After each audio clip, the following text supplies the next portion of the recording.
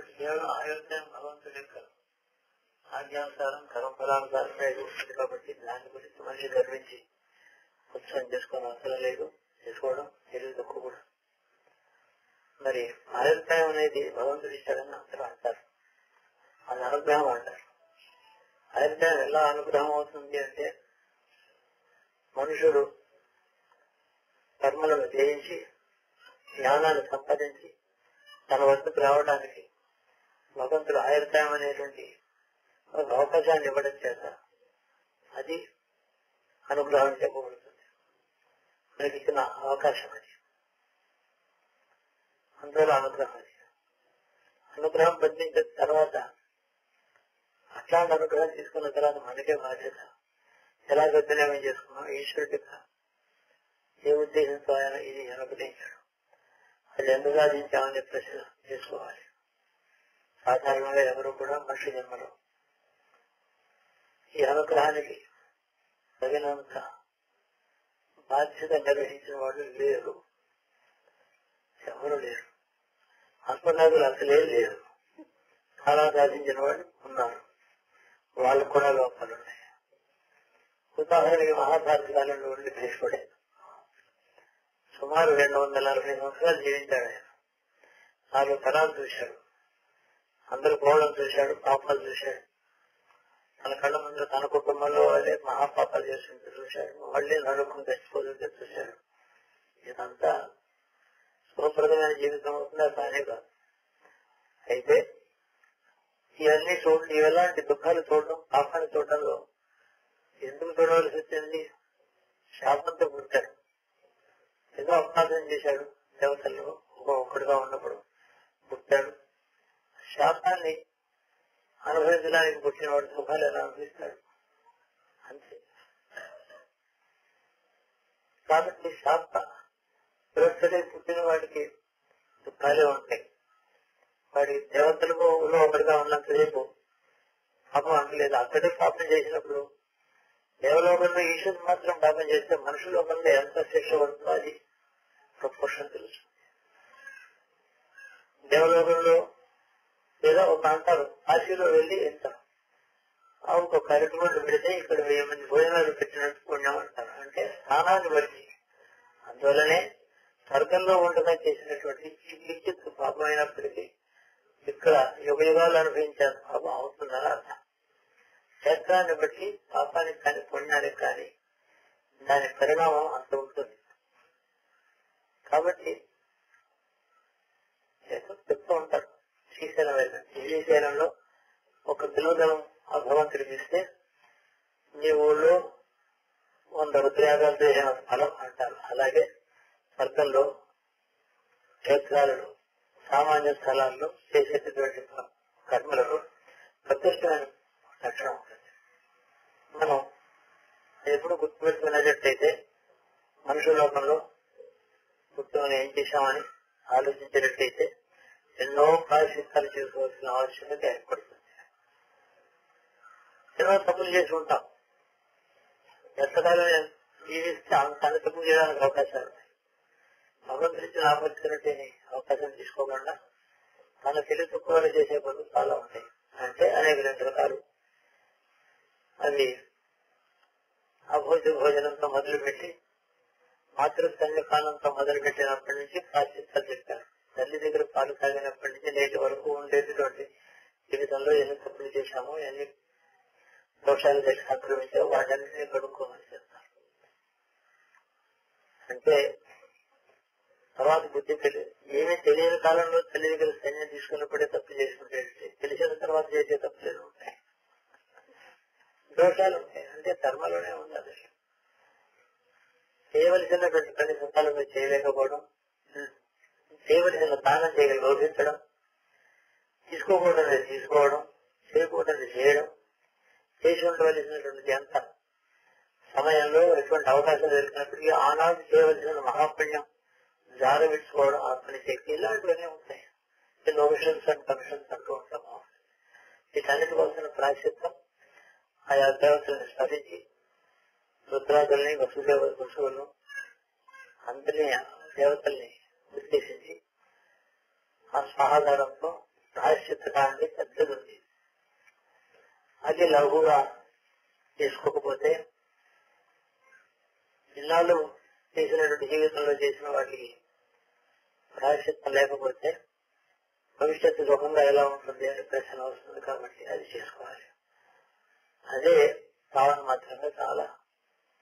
ఎన్ని తప్పు చేసినా ఇంత సహకారం చేయడం, అది ఇప్పుడు మనం చేసింది.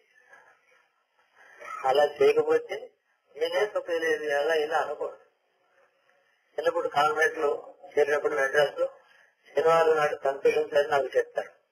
ఈ వారం రోజుల్లో సోమవారం వచ్చి ఈ రోజు వరకు చేసిన తప్పులన్నీ నువ్వు తప్పులు చేశానికి ఒప్పుకొని ప్రార్థిస్తే జీసస్ క్షమిస్తాడు. కాబట్టి అలా చేయమన్నాడు. నేను చేయలేదు తప్పుడు, నేనేం చేయను అలాంటి కన్ఫ్యూషన్ నేను చేయను అన్నాను. ఇంకోటి ఏమంటే అదన్నారు ప్రతి బాబా అదన్నారు ప్రతి ఎలాగా పదవి చేసిన పాపం సాయంకాలం రాత్రి చేయని పాపం పొద్దున కనుక్కొని సంధ్యావనం ఉంటుండే ఉంది. మేము ఎప్పుడు వారానికి పోమంటే మాకు రోజు 3 కోట్లు ఉంటుందని చెప్పి ఇప్పుడు 80 ఏళ్ళు పూర్తి తర్వాత ఇప్పుడు చాలా చేసి ఉండొచ్చు. అప్పుడు సగర్వంగా నేనే తప్పలేదని చెప్పేసి అతను సుఖేశ్వరి కొందరు గట్టిగా చెప్పేసాం. ఇప్పుడు ఎన్ని చేసి ఉంటామో అని ప్రేమిస్తుంది. అందుకని నిద్ర పట్టదు. దానికోసమే ప్రాయశ్చిత్తం. ప్రాయశ్చిత్తం అంటే మళ్ళీ కొత్త అంటే పాదలతో దుడ్డు చేసిన తర్వాత న్యూ స్లేట్, అది ప్రాయశ్చిత్తం. అంటే ఆ చిత్తం మళ్ళీ శుద్ధి అయిపోయింది, కొత్త లేదు మళ్ళీ. అది ఎన్నో ఉంటాయి ధర్మాలు, చాలా కష్టం. పీస్ఫుల్ ఎగ్జాంపులే మనకి. అందుకని ఏం చేశాడు, సరే మళ్ళీ వెళ్ళిపోతే అక్కడి నుంచి ఈ పాపాలు వేస్తే రాణిస్తారో లేదో అని కూడా భయం ఉంది. తన ఊరే కానీ జైల్లోంచి విడుదలైన తర్వాత తన గ్రామానికి వస్తారనుకోండి. ఒకడు గ్రామస్తులు గౌరవంగా చూస్తారా, ఇసి అంటారా అని భయం వేస్తుంది. కాబట్టి జైల్లో చాలా మంచి ప్రవర్తన చేసినట్టు సర్టిఫికేట్ తీసుకుని నేను ఏ తప్పు చేయలేదు, నేను పాపం కడిగేసుకున్నానని చెప్పి గ్రామస్తులను ఆదరిస్తాను. ఇంటికి వెళ్ళిన తప్పు గౌరవం. అందుకని ఏం చేశాడంటే స్వర్గానికి వెళ్ళక ముందు ఇక్కడే ఆ శరీరంతో ఆ గ్రీవల్ ఇంజరీస్ తోనే 49 రాత్రులు ఆ నారాయణ స్మరణ చేసుకుంటూ ఉన్నాడు. ఆయన చేసిన నారాయణ స్మరణమే విష్ణు సహస్రనామం. అలా చేశాడు. ఆ విష్ణు సహస్రనామం సన్నిధి కృష్ణుడు అందనే ఉన్నాడు, మా జ్ఞాని. ఆయన తప్పు చేసినా, పుణ్యం చేసినా, పాపం చేసినా ఆయనకు అంటదు. ఇవి అంటున్న వాళ్ళు ఒకరు ఉన్నారు. దానికి వాళ్ళ దేశం తరపు ఇతరుల కారణం. కాబట్టి కృష్ణుడు ఒకటి చెప్పినా ఆ తమ్ము పడిన వాడే కారణం, ఒకటి ఊరికే వరదానం ఇచ్చినా వాడే కారణం, తను కాదు. అలా ఎవరు కలుగు. అయినప్పటికీ ఒకటన్నాడు, ఏ కారణం చేతనా తప్పు చేసి ఉంటే నేను కూడా శరీరాన్ని వదిలిపెట్టుకునే సమయంలో ఏదో దాని శాపం, ఏదో చిన్న శాపం తీసుకుని తన బంధువులందరూ పోగా చూసి అతని చేత దుఃఖపడ్డ చూస్తే తెలుసు కదా.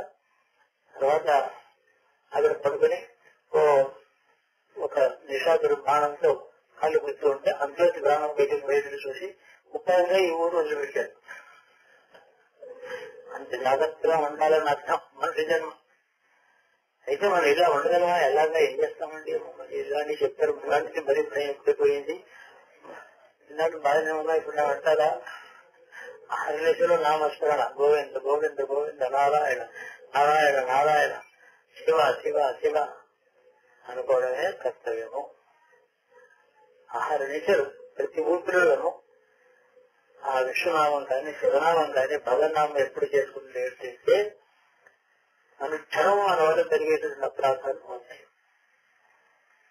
అయితే పొద్దునే వంట చేసుకోవాలి, భోజనం చేయాలి, కాఫీలు తాగాలి, అక్కడికి వెళ్ళాలి, ఇక్కడ వెళ్ళాలి. ఇప్పుడు అటెండెన్స్ ఏమన్నంటే ఇవన్నీ అయిపోయిన తర్వాత 65 ఏళ్ళకి ఇంటికి పంపించారు. ఇంటి ఉద్యోగం కాదు కదా అని చెప్పి వాళ్ళే పంపించారు. లేకపోతే వీళ్ళు రాడు. వాళ్ళు ఇంటికి పంపించేదానంతా నీ పని చేయవచ్చు. లేదు ఏమో మానవులకి పెళ్లి అది కూడా అయిన తర్వాతనే చేయవచ్చు. అసలు ఎప్పుడో ఒక ప్లేస్ లో ఉంటూ ఉంటే మనిషికి సద్బుద్ధి ఉన్నట్టు. ఇది ఆయుర్దాయం.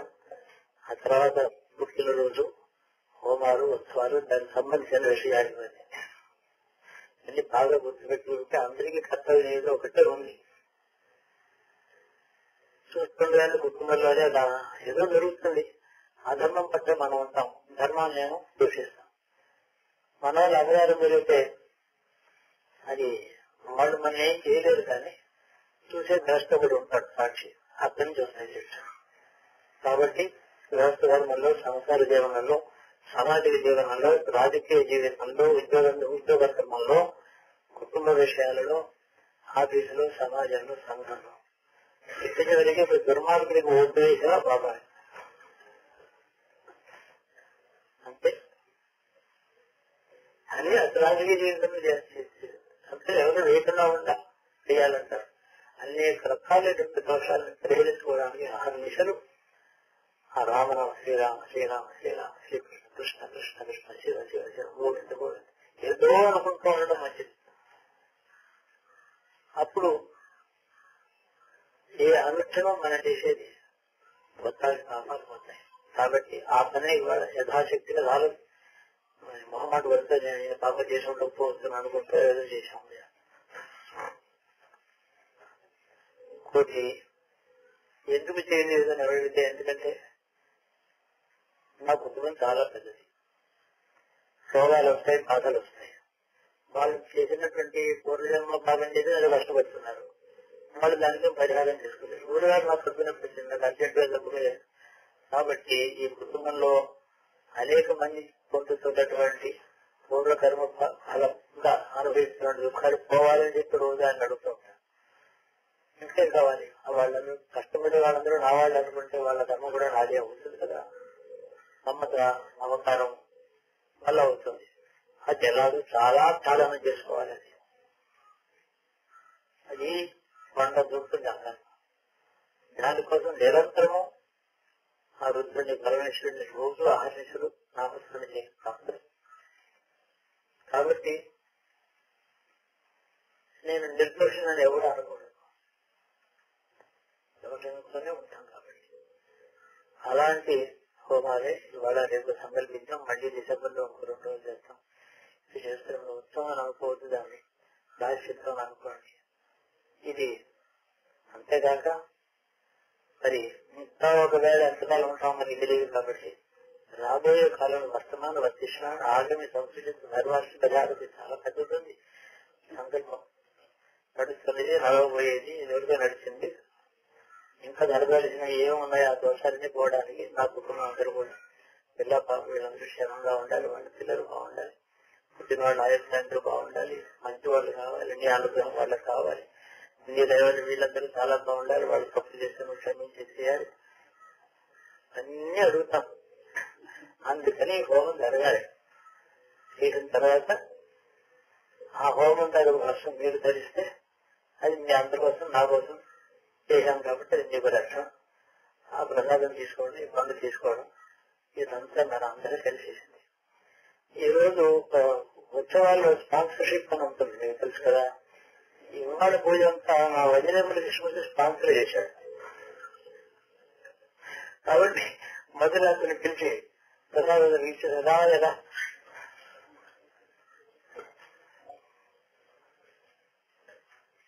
స్పాన్సర్షిప్ అని ఉంటుంది మన పద్ధతుల్లో ఉండేది. నేను జరగలేదు కానీ ఈ మధ్యలో అది ఇంట్రడ్యూస్ అయింది ఇక్కడ.